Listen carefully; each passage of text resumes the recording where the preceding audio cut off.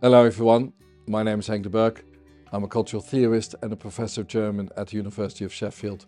I'm here in the University of Sheffield's John Carr Library to interview the political historian Koen Vossen. Koen, in the first two parts of this interview we talked about the current best known Dutch populist Geert Wilders, and in the second part of this interview we looked at three of his predecessors. What I want to do now is ask the question, and I know it's a difficult question, are there any lessons we can learn from the Dutch political situation? We see populism on the rise, not in all Western European countries, but in many of them. Certainly if we're looking at Britain at the moment, the arguably very populist uh, party Reform UK is doing extremely well in the polling. The German Alternative for Germany, Alternative für Deutschland party, the AfD, if the polling is to be believed, they are currently the biggest party in Germany, about roughly 28-29%. So what are the lessons we can learn from the Dutch situation, where we had Geert Wilders in government for a while? Um, how do we deal with populists? Do we say we're never going to work with you, a kind of, as you said earlier, cordon sanitaire, a kind of firewall, or is it better maybe to bring them into government and then sort of on the assumption let them make a mess of it, and then people will see that they have no real ideas? Are there any other ways of combating? Are there any ways? Sorry, are there any ways I was going to say of combating this kind of populism? Yeah, well, in the Netherlands, there are two examples of populists who joined a government. First, in 2002, the list Pim Fortuyn. Mhm. This was the classical example of populists making a mess of it. So let them enter government, and people will see that they don't deliver, and they get internal conflicts, and and this happened, and if you look back, it was destined to happen because it was a party where the leader was assassinated Mm. shortly before, and this party was set up in just 2 months. So uh, it was kind of natural that this party went up into internal conflict. So that was the first. Uh, you could say that that would lead to the lesson, well, let them enter government, they will make a mess of it. But the fact that this was a special situation was already, a caveat, you could say. um, but then in 2023, Geert Wilders, the Freedom Party, was at that moment not that big. But we had then a coalition where the conservative liberals, the social liberals, and a small Christian party were participating. And what then happened is that the conservative liberal party was suddenly politicizing immigration. They were saying, yeah, well, we see in the surveys that people still see immigration as a big problem, and maybe we should deal with it. And at the same time, they said, well, in the future, maybe cooperation with the PVV should not be excluded. Should be a possibility. And the idea then was, then there will be a junior partner, and and we are of course then the biggest party, and We will be the adults in the room. we will be the adults in the room, and people will vote for the adults. And they also get a little bit of vote. This proved to be a strategic blunder. And political scientists could have already predicted this, because if you are going to politicize a theme which is not of which you are not the owner, as they call it, Hmm. the idea of issue ownership, then you will not benefit from it, but the original issue owner will. And this exactly happened in the Netherlands. So Hmm. the conservative liberals made immigration the theme for the next election campaign, from the idea we are going to benefit from it. The PVV, which was very small at that moment, very small, which was, well, stagnating. That's, I think, the best thing, way to describe it. suddenly was almost kissed to life again, you could say. Wilders saw the opportunity. He saw, oh, and maybe I can participate. And then I just say to people in my campaign, if you want to be sure that immigration will be the most important theme, vote for me. Because if you vote for the adults in the room, we've seen it in the past, and maybe they're going to do something differently. And this resonated, and that made the PVV the biggest party. Then they went up in a coalition with the PVV, and this had a huge impact on a lot of things. Not only policy-wise, not much eventually happened because they didn't have any talented ministers, but also on the whole atmosphere in the country, the discourse in the country. And let me give an example here of what can happen. So in the Netherlands, it's what at the king's birthday, volunteers always get a distinction. So a medal, or how do you call it? An award. An award, yeah, for their volunteering work. And officially, the minister has to sign it, has to give a signature. The minister of the PVV, who dealt with asylum and refugees and immigration, then was asked to give a signature for volunteers who worked in asylum centers for years, just volunteering work, just teaching people Dutch language. She refused to do so because she said, well, this is not about volunteering. This is about attracting immigrants to this country. This is making the Netherlands attractive to immigrants, and I'm against this.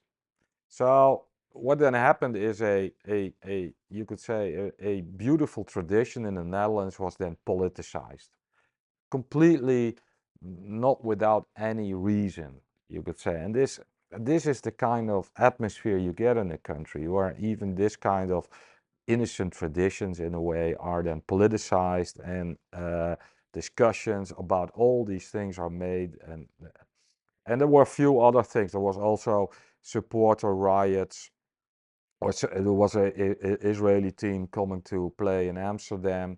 These Israeli team, these were quite harsh hooligans, but there were also in Amsterdam groups, Moroccan young boys who, because of the Gaza war, were protesting against it. There were some riots, not very big, but there was some, well, things, So some turmoil. I just got confused there. The hooligans are the Israeli.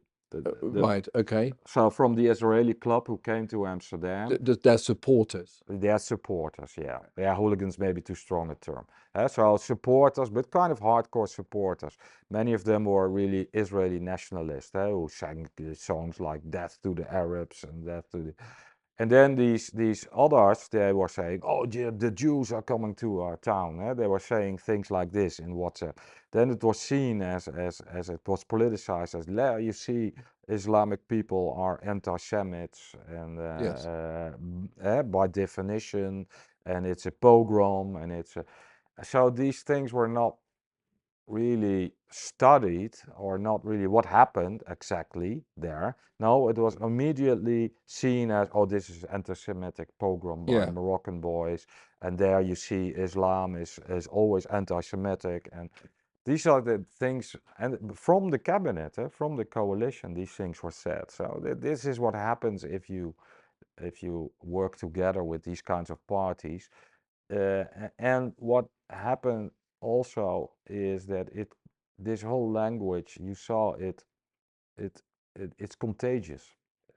So it in a way contaminated also the Conservative Liberal Party, and the farmer movement, who was also in this coalition. They become more and more also anti-immigrant, anti-Islam, in a very rough way. So not in a way that you say, okay, we're going to address these policy issues. No, in just making these bold statements. So the lesson here, I think, to be learned is, it's not per se that if you work together with a party, a populist right-wing party, that you will civilize them. No, they will vulgarize you. Yeah, That's yeah, maybe the lesson here. And the second lesson is, if you try to steal their themes, then they will benefit from it. So I absolutely realize here that it's an awful dilemma, because you also cannot say, okay, we're not going to speak about immigration, because then they are benefiting from it, because people consider it to be a real problem. So you should do something about it. But I think last elections you saw Rob Jette of the Social Liberal Party maybe found an answer to Geert Wilders. In the debates, he stressed the fact that you're not Dutch in your message, in your rhetorics, because it's always negative. It's always about, apocalyptic things. We should be positive. That's how we Dutch deal with things. And, yeah, yeah, that kind of, it is possible. Yes, we can. Kind of Obama almost. This also worked, you could say, in this election campaign. So maybe it's about appealing to emotions more than to ratio. yeah. And I that's think it's a very interesting and important thing. If you look at Britain at the moment, what you see is that actually both parties, both the Conservatives and the Labour Party, they have begun, or for a while now, they have been speaking the language of reform, talk about stopping the boats and so on. And what you're saying is, the moment you do that, the moment you start speaking the language of these right-wing populist parties, then voters might agree with you, but they will agree even more with the right-wing populists, and they will go for sort of the genuine article, as it were, yeah, because they don't really buy what you're saying, because they think you're not being authentic. You're just saying it because you want to get votes, whereas these other people, the populists, they really believe these yeah, things. Um, and I suppose the other thing that you're pointing to, and this is true, and this is a real conundrum for political parties. You cannot not talk about yeah, immigration because it's a challenge. But then the moment you do talk about immigration, then you're talking about the topic that is kind of the unique selling point of these populist yeah, parties. yeah, So how do you do that? And then I think what you're saying is, that seems a very valuable lesson to me, that traditional parties should then try and develop their own positive narrative. So yeah, including, I guess, a kind of nationalism that does not tip over into xenophobia. That's a very yeah, hard thing to yeah, do yeah, as yeah, well, yeah. to defend tolerance without actually then becoming intolerant Yeah, you yourself. saw D66, or the Social Liberal Party of Rob Jetten. They were using Dutch flags at Yes, their meetings, which was very very un-Dutch. D66, Yes, and yeah, also a little bit un-Dutch. But in a way, what he said is, he noticed and that the Dutch flag, and I think you also see it here in the UK with the English flag, is almost monopolized by the yes, radical right. yeah, Yeah? And the Riette said, we should not let that happen. It's also our flag. Huh?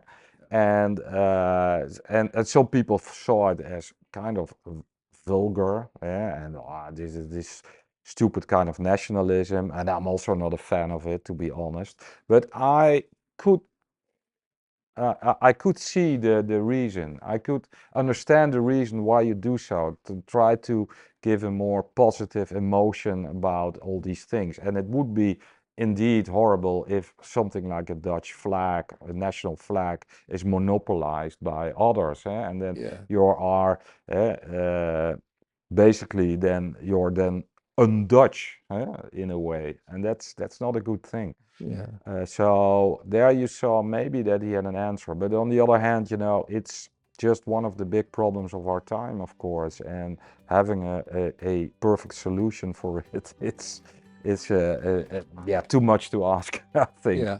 Yeah. On that very reflective and nuanced note, Koen Vossen, thank you very much for doing this interview. Okay.